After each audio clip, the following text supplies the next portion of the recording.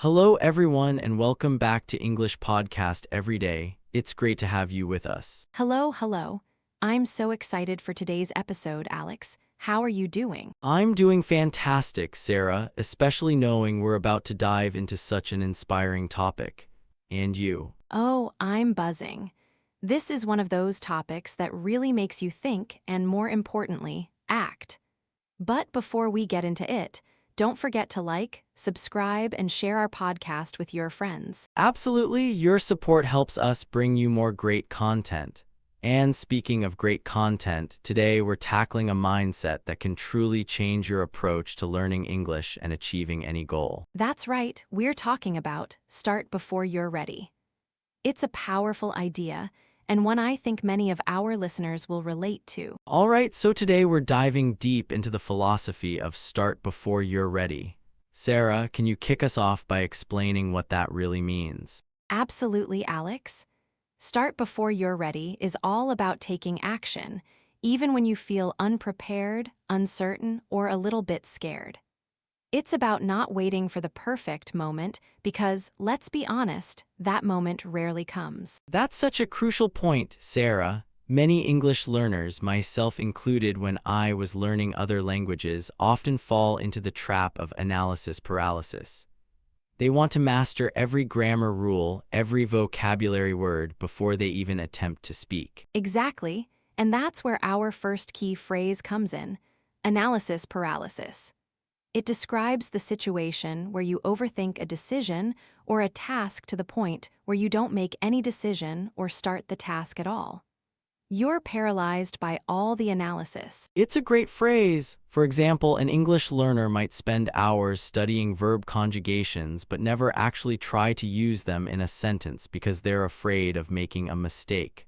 They're stuck in analysis paralysis. Yes, and related to that is our next idiom: to dip your toes in the water. This means to try something new cautiously without fully committing to it yet. It's a gentle way to start. I love that one. Instead of jumping straight into a full conversation with a native speaker, you might dip your toes in the water by starting with a simple online chat or a language exchange app. It's less intimidating. Exactly. And often, once you've dipped your toes in, you realize it's not so cold after all, and you're ready to jump in. This leads us to our third phrase, which is a bit more active: to take the plunge. To take the plunge means to commit fully to something, especially after some hesitation. It's that moment when you decide, okay, I'm going for it, ready or not. Exactly. So, for an English learner, taking the plunge might be signing up for an advanced conversation class, applying for a job that requires English, or even traveling to an English-speaking country for the first time. It's a big, brave step. And finally, we have a great phrase that encapsulates the spirit of start before you're ready: to learn on the fly. This means to learn something as you are doing it, rather than learning it before you start. Oh, that's so true for language learning. You can't possibly know everything before you start speaking. You have to learn on the fly by making mistakes, getting feedback, and adapting as you go. Exactly. Think of it like learning to ride a bike. You don't read a book about it for months. You get on the bike, you fall a few times, and you learn on the fly. It's the most effective way to truly master a skill. So, listeners, if you've been putting off practicing your English speaking or trying that new grammar point in a real conversation, this episode is for you. It's time to embrace the discomfort and just start. All right, everyone, now let's hear a real conversation. Listen closely for those key phrases we just learned. Here's a chat between Michael and Nicole about starting a new business venture. Hey Nicole, how's that new online course idea of yours coming along? The one about sustainable living. Oh, hey, Michael. It's still an idea mostly. I've been doing a lot of research, watching competitor courses, planning the modules. Sounds like you're caught in a bit of analysis paralysis, my friend. Are you waiting for it to be absolutely perfect before you launch? Well, yeah. I mean, I want it to be really good.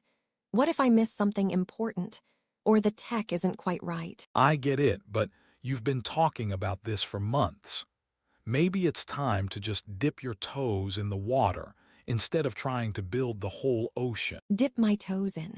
How would that work for an online course? You could start with a free webinar or a short introductory module. See what people respond to. Get some feedback before you invest all that time into the full course. That's actually not a bad idea. It feels less overwhelming than launching the whole thing at once. Exactly. And once you see some positive reception, you'll be more confident to take the plunge and release the complete course. Commit fully. Yeah, take the plunge. That's a good way to put it. It's scary, though. What if it doesn't work out? You'll learn on the fly. That's the beauty of it. You'll get feedback, adapt, improve. You don't need to know everything up front. Learn on the fly. So, basically, just start imperfectly and figure it out as I go. Precisely. Think of it like cooking a new recipe. You read the instructions, but you also adjust the seasoning as you taste it. You don't wait for the perfect dish to appear magically. That's a really good analogy. I guess I've been so worried about making mistakes that I haven't even started. It's that analysis paralysis again, isn't it? Yep, so what's one small step you can take today to dip your toes in the water for your course? Okay, I think I'll draft an outline for a free introductory workshop. Just a short one, maybe 30 minutes, and see if anyone signs up. Perfect, that's a great way to start. You will be learning on the fly, getting real-world feedback, and before you know it, you'll be ready to take the full plunge. Thanks, Michael. You're right. It's time to stop overthinking and just start. All right, everyone, welcome back. That was a great conversation between Michael and Nicole. Now let's break it down and unpack some of the fantastic language they used. I loved that role play.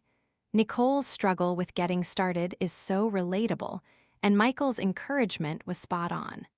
Did you notice how naturally they used all the phrases we just introduced? They certainly did, Sarah. Right at the beginning, Michael asks Nicole about her online course idea, and she says, it's still an idea mostly. I've been doing a lot of research, watching competitor courses, planning the modules. And what does Michael immediately pick up on? He says, sounds like you're caught in a bit of analysis paralysis, my friend. That's a perfect example of using the term in a natural context. Absolutely, for our B1 listeners, a simpler way to express analysis paralysis might be you're overthinking it, or you're thinking too much and not doing enough. But analysis paralysis is definitely a B2 level phrase worth adding to your vocabulary. Then Michael suggests, maybe it's time to just dip your toes in the water instead of trying to build the whole ocean.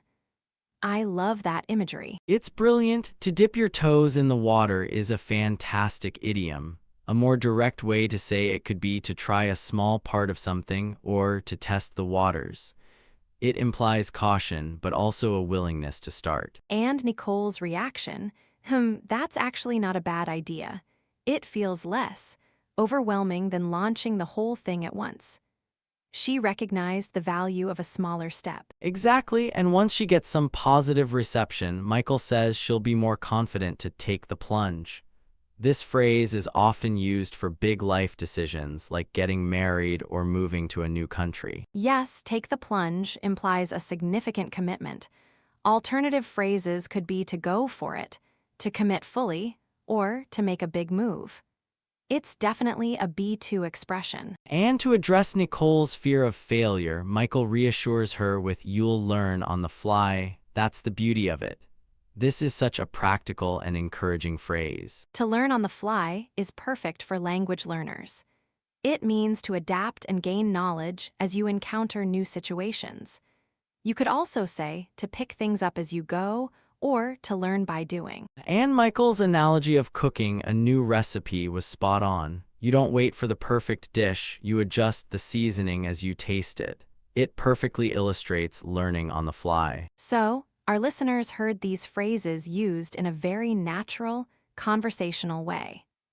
Michael's role was to nudge Nicole past her hesitation, which is exactly what we hope to do for all of you who might be hesitating to start before you're ready, with your English. So, we've talked about what start before you're ready means and heard it in action. But what often holds people back from doing this? I think a big one is the fear of not being perfect. You're absolutely right, Sarah. Perfectionism can be a real roadblock, especially for language learners. They might think, I need to speak without any accent, or my grammar must be flawless, before they even open their mouths. Exactly. And that brings us to our first new phrase for this segment: to let perfect be the enemy of good. This means that striving for an impossible ideal of perfection prevents you from achieving something that is good enough or even excellent. That's a powerful one. So if an English learner spends so much time trying to write a perfect essay that they never actually submit it, they're letting perfect be the enemy of good. A submitted good essay is always better than an unsubmitted perfect one. Yes, and related to this, when you're trying to achieve something, you often need to embrace imperfection. This means accepting that things won't be flawless, especially at the beginning, and being okay with that. To embrace imperfection is key. Instead of getting frustrated by every mistake, an English learner should view them as learning opportunities. It's about progress, not perfection. You can't improve if you're not willing to make mistakes. Absolutely. And sometimes, when you're starting something new, you have to lower your standards a little bit initially. This doesn't mean doing a bad job, but rather setting more realistic expectations for your early attempts. That's a good point, Sarah. For example, when you first start practicing English speaking, lowering your standards might mean being okay with simple sentences and a limited vocabulary, rather than trying to sound like a native speaker from day one. Exactly. It's about building momentum. And finally, a common mistake people make is to get bogged down in the details. This means becoming so focused on minor aspects that you lose sight of the main goal or prevent yourself from moving forward. Oh, that's a classic. An English learner might spend hours agonizing over whether to use in or on in a specific prepositional phrase instead of just speaking and getting their message across. They're getting bogged down in the details. Right. So, to overcome perfectionism and truly start before you're ready, remember to not let perfect be the enemy of good. Embrace imperfection. Be willing to lower your standards initially and avoid getting bogged down in the details. All right, everyone, let's hear another real-world example. This time, we have Adam and Sky discussing their fitness journeys. Listen out for those new phrases we just covered. Hey Sky, how's your new running routine going? I remember you were so excited to start training for that half marathon. Oh, hey, Adam. It's not really a routine yet. I've been spending a lot of time researching the perfect training shoe, reading about advanced running techniques, looking up the best nutrition plans. Sounds like you're letting perfect be the enemy of good, Sky. Are you actually running or just preparing to run? Well, I ran once last week, but it wasn't perfect. I didn't have the right socks, and my playlist wasn't motivating enough. I want to make sure I do everything correctly from the start. I totally get wanting to be prepared, but you have to embrace imperfection when you're starting something new, especially with fitness. You're going to have off days. But what if I injure myself because I'm not using the perfect form? Or I don't see results because my diet isn't perfectly optimized? You're getting bogged down in the details, my friend. For now, just focus on consistently getting out there. You can always refine your form and diet later. It just feels wrong to not aim for the absolute best from day one. That's where the idea of lowering your standards comes in, at least for the beginning. It doesn't mean doing a bad job. It means setting realistic expectations for your initial efforts. So instead of trying to run 5 miles perfectly, I should just aim to run a mile, even if it's slow and clunky. Exactly. You'll be building consistency, which is more important than perfection in the long run. Lowering your standards initially helps you build that habit. I guess I'm so afraid of looking foolish or not being good enough. I keep thinking, what's the point if I can't be elite from the start? That's the let perfect be the enemy of good trap right there. An imperfect run is infinitely better than no run at all. You're right. I'm just getting bogged down in the details of shoes and nutrition when I haven't even established a basic running habit yet. Precisely. So, what's one small, imperfect step you can take today to get your running journey actually started? Okay, I'm going to put on my current, perfectly adequate running shoes and just go for a 20-minute jog around the block. No fancy tech, no worrying about pace, just run. Fantastic. That's embracing imperfection and lowering your standards in the best way. You'll thank yourself later for not letting perfect be the enemy of good. Great conversation. Now let's break it down and compare B1 and B2 level language. Another excellent role play, Sarah. Sky's dilemma is incredibly common, and Adam did a fantastic job of guiding her towards action. He really did. Right from the start, Sky said, I've been spending a lot of time researching the perfect training shoe, reading about advanced running techniques, looking up the best nutrition plans. And Adam immediately identifies her issue with, sounds like you're letting perfect be the enemy of good, Sky. Are you actually running or just preparing to run? That's a very direct and effective use of the idiom. A B1 learner might say something like, you want everything to be perfect, which is understandable, but lacks the punch and nuance of the idiom. The idiom paints a much clearer picture. Exactly, and when Sky expresses her fear of injury, Adam responds, you're getting bogged down in the details, my friend. This is another excellent B2 phrase. A B1 might say, you are focused on small things. It gets the meaning across, but getting bogged down implies a feeling of being stuck or hindered by those details, which is much more vivid. And Adam's advice to embrace imperfection and lower your standards is crucial. Notice how he clarifies lowering your standards by saying, it doesn't mean doing a bad job, it means setting realistic expectations for your initial efforts. That clarification is important for B1 learners, who might interpret lower your standards negatively. Adam uses a more nuanced explanation, which is characteristic of B2 communication. Indeed, and Sky's final decision, I'm going to put on my current, perfectly adequate running shoes and just go for a 20-minute jog around the block. No fancy tech, no worrying about pace, just run, shows she's truly internalized the message. That's the start before you're ready mindset in action. It's about taking that imperfect first step, which is often the hardest part. All right, everyone, let's do a quick recap of everything we covered in today's episode. We talked all about the powerful mindset of start before you're ready. It's about taking action, even when you feel unprepared, and not waiting for the perfect moment. Exactly, we kicked things off with key phrases like analysis paralysis. That's when you overthink so much you don't start at all. To combat that, we learned to dip your toes in the water for a cautious start, and then to take the plunge when you're ready for full commitment. And the ultimate goal is to learn on the fly, meaning you learn as you do, adapting and improving. Michael helped Nicole overcome her analysis paralysis about her online course by suggesting she dip her toes in the water with a webinar, encouraging her to learn on the fly. Then we dove into overcoming perfectionism. We discussed why you shouldn't let perfect be the enemy of good and the importance of embracing imperfection. Yes, we also learned to lower your standards, initially to build momentum, and to avoid getting bogged down in the details. Adam helped Sky stop letting perfect be the enemy of good with her running by encouraging her to embrace imperfection and just start. So whether you're learning English, starting a new project, or pursuing a fitness goal, remember the power of taking that first, imperfect step. Don't wait, just start. Well, that brings us to the end of today's inspiring episode. It really does. Thank you so much for tuning in, everyone. We hope this episode has encouraged you to start before you're ready in your English learning journey and beyond. Absolutely. Don't forget to like, subscribe, and share English Podcast every day with your friends. Your support truly helps us grow. And we'd love to hear from you.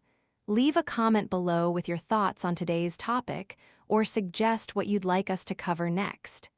Keep practicing your English, and remember, progress, not perfection. That's a perfect note to end on, Sarah. From all of us here at English Podcast Every Day, keep learning, keep growing, and keep starting. Bye for now. See you next time.